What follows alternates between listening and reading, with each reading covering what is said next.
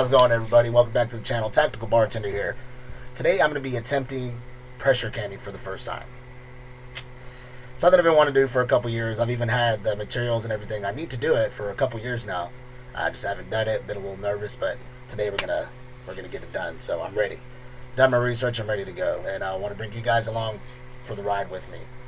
I'm not going to be doing a how-to today. I do want to put out a how-to video eventually on how to pressure can. I want to make sure that myself, that I have it right first, though. So that's what this video is going to be about, is just showing you guys my first experience of pressure canning. So shouldn't be a long video. Should be short. Try to make it 5-6 minutes, but gonna take little clips here and there, show my first experience doing it. So stay tuned. And also, what I'm going to be using a Presto 23-quart pressure canner, which I'll have a picture like right here somewhere. The preserving salt that you use for this, which I'm pretty sure you can use regular salt. All the videos I watch, they just use salt and pepper. But I put a little Dano's in mine. So preserving salt, pepper, and Dano seasoning. What else we need? We got our pint mason jars, which you guys know what those are, with the lids and the rings. And that's pretty much it. So if you guys are interested, curious what pistol this is, I like to do a little background pistol. That is the Sig Sauer P238, the Spartan 2 edition that I got a few months back. Love that little piece.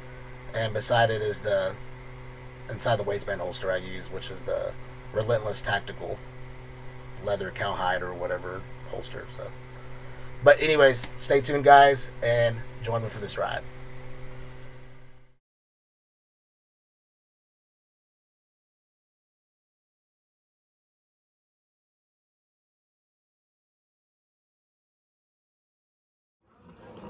Just getting prepared for what we're going to be canning today. Got some pork rib, country style, the pound of ground beef, some tilapia, some chicken breasts in there. We got our pickled salt for preserving. Big Presto 23-quart. Getting our lids and rings sanitized. And our mason jars ready to go and cleaned. So stay tuned. Alright, we've got these all canned up. Chicken, fish, some country style pork rib, boneless, and then some ground beef. Wipe the lids off, sealed it finger tight. Got about 2.5 inches of water in there. I'm gonna go ahead and place those in there and get the lid on and get it up to pressure. Sorry, everything kind of happened fast, but we got the cans in there. We preheated this with about 3 inches of water, 2.5 inches. Once hot air was coming out of this vent consistently, we went in and put the weight on it. Started it on almost all the way high. Put the cap on, put it between medium and high. And we're just waiting for this to get to 11. When it builds pressure to 11, I'll keep an eye on it to make sure it doesn't go under 11. If it goes under 11, you have to start the 75 minutes over again. That's what we're doing as pints. Take 75 minutes at 11 pounds pressure. So once it gets to 11, I'll watch the heat, make sure it stays there, and try to keep it, if it gets to 11, 12, 13, that's fine. We don't want it to go under 11 though, or under 10 really. So let's see how it goes. All right, so here we are. We got our gauge. Once we put the weight on there, it was going up to 15 pounds pretty quick. When I put the gauge on there, I turned it from high to between medium and high. We got the pressure 11, kept going 12, 13, even got to 14, which is fine, but we wanted at 11. So I lowered the temperature, kept lowering it to where pretty much, you see we're almost on low, between medium and low. And it kept going, so to stop that, we just take something, kind of lift that weight up, let some of that pressure out. Dropped to 11. When I noticed that it was staying there, I knew that my burner temperature was correct. So now we're there. Timer's been started at 75 minutes. And we'll see how it goes. I mean, this is my first time, so when might need to turn the temperature up a little bit. Next time I'll do a how-to or whatever, but this is just kind of a recap of my first time canning. Done. Keep letting off the pressure a little bit by a little bit.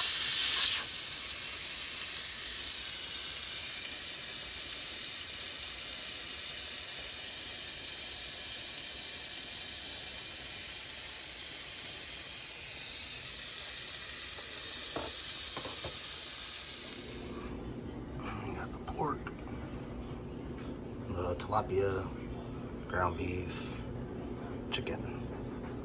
You can see they're still kind of cooking. I just pulled them out.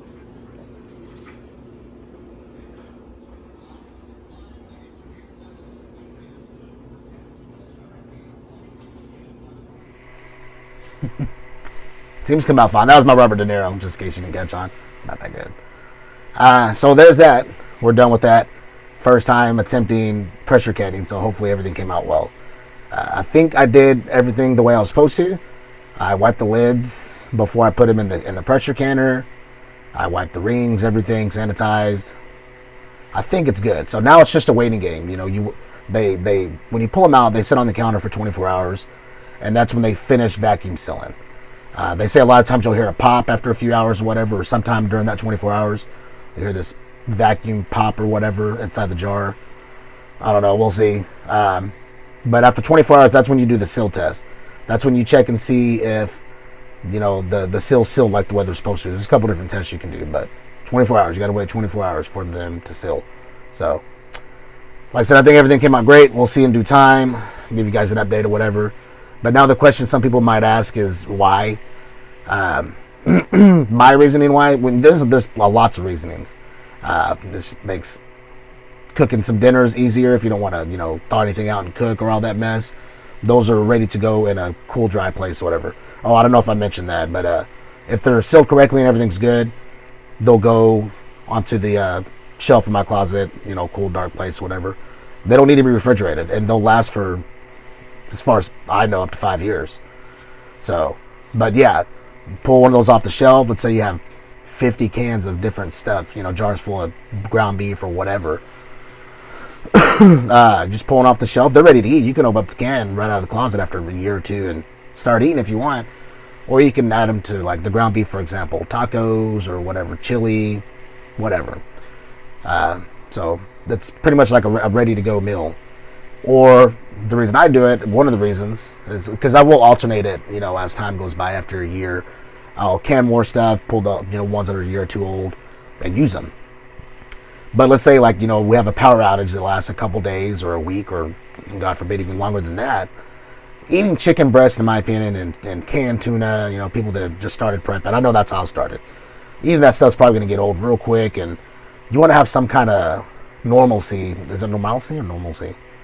You know what I mean, though. You know, when things are real bad like that. And this is one of the ways you can do it. These jars, once they're sealed correctly after they're pressure canned, you know, once they're done processing, they can just be put in a cool, dark place with no non-refrigeration or whatever, and they'll last for years. So it's a good way to still have your stew meat, your beef, your chicken, your tuna, fish, whatever. So that's one of the reasons I do it, and also, you know, easy meals as we go. So let's see, what else am I missing? I think that's pretty much it. Like I said, I think everything came out good. So guys, stay tuned for the update, and especially stay tuned for the how to pressure can video. I can't wait to do that. Like I said, this was just bringing you guys along for the ride with me. I want to do a how-to eventually pretty soon, as long as this all worked out great, which I honestly think it did. So stay tuned for that video, guys. If you like this video, got any kind of value in it, please hit that like button. Even consider hitting the subscribe button and hitting that bell notification to receive future updates when I do post videos. So I think you guys are coming along for the ride, and I think I covered it all. At least I hope I did. So I talk too much anyways. You guys are done listening, right? See you later, guys. Icon to receive future notification when I post videos. So thank you guys again for coming along with that ride, and I'll see y'all next time.